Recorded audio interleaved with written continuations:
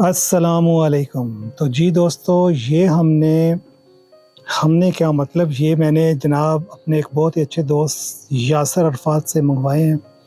ये हैं golden barrel cactus के सीडलिंग, यानी कि छोटे छोटे पौधे। ये जो पहले आपको पौधा नज़र आ रहा है, ये भी यासर साहब ने मुझे भेजा था, और इसके साथ और भी छोटे छोटे पौधे थे। मुझे पता नहीं था कि ये परिंदे भी खा जाते हैं।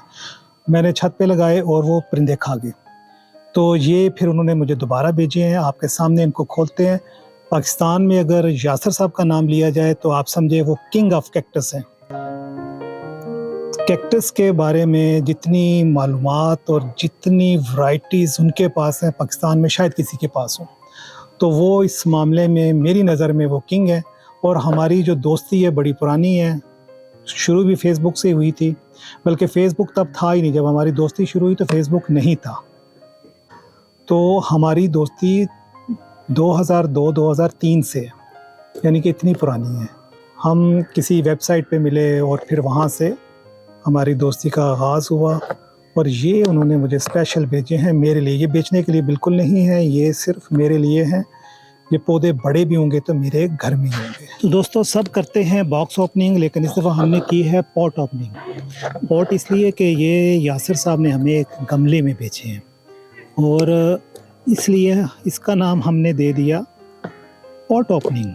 ये प्लास्टिक का पॉट है। एक तो यासर साहब की जो पैकिंग होती है बड़ी ज़बरदस्त होती है। पौधे बिल्कुल ख़राब नहीं होते, क्योंकि वो किंग हैं और उन्हें पता है कि कैक्टस जो हैं वो कैसे मैंने रखने हैं, कैसे पैक करने हैं। उनके पास वैसे भी कैक्टस नाराज़ नहीं होते, हमसे तो नाराज़ भी हो जाते हैं, गल जाते हैं, उड़ जाते हैं, परिंदे खा जाते हैं। उनको पता है इनको कैसे रखना है। क्योंकि मेरा फील्ड नहीं है, मैं बहुत कम कैक्टस ग्रो करता हूँ, वो भी कोई मुझे अच्छा लगे। तो यासर साहब इस वक्त जो हैं वो किंग हैं। और देखें किंग के घर से मुझे क्या आया है। ये देखें जनाब, ये हैं जी गोल्डन बैरल कैक्टस, और ये उसकी सीडलिंग है। इस दफ़ा थोड़ी बड़ी है। जब पिछली दफ़ा आई थी इससे थोड़ी छोटी थी, मैंने लगाई और परिंदे खा गए। उन पे इस तरह कांटे नहीं थे, अब क्योंकि कांटे भी निकले। लेकिन इस दफ़ा मैं एहतियात से लगाऊंगा ताकि परिंदे जो हैं ये खा ना सकें। यासर साहब, आपका बहुत शुक्रिया, आपने इतने ज़बरदस्त पौधे मुझे भेजे हैं। साइज़ बड़ा अच्छा है।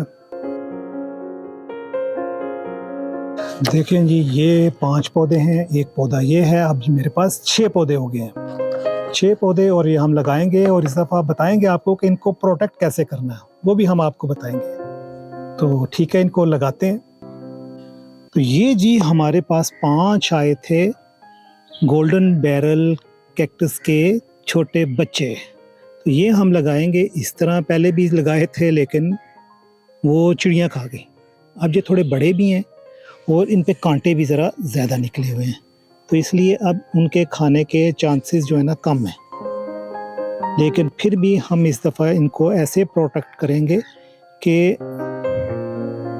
चिड़ियाँ इन्हें कुछ कह ही ना सकें। अब चिड़ियाँ थी क्या थी जिसने वो खाए, डैमेज कर दिए, ख़राब कर दिए। मैं सुबह आता था तो वो ये बाहर पड़े होते थे नीचे, आधे से ज़्यादा ख़राब किए हुए। तो ये नीचे जब अगर गिरे पड़े हों तो इसका मतलब है कि इसको चिड़ियाँ या कोई परिंदे इस तरह के हैं जो इनको खा जाते हैं, ख़राब कर देते हैं। ये देखें जी, ये हमने 5 पौधे लगा दिए।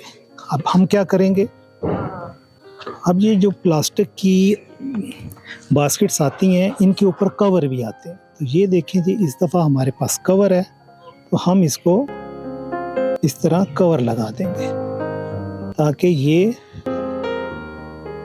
आइंदा जो है डैमेज ही ना कर सकें। तो इस कवर की वजह से अब परिंदे इनको कुछ नहीं कह सकेंगे। अब ये कवर हो गया। इनको पानी भी लगाएंगे। पहले तो कोशिश करेंगे 1-2 दिन को पानी ना लगाएं, उसके बाद इसको पानी लगाएंगे। यासर साहब, अब आप देख के बताएं हमें कि इस दफ़ा हमने इनकी ठीक प्रोटेक्शन की है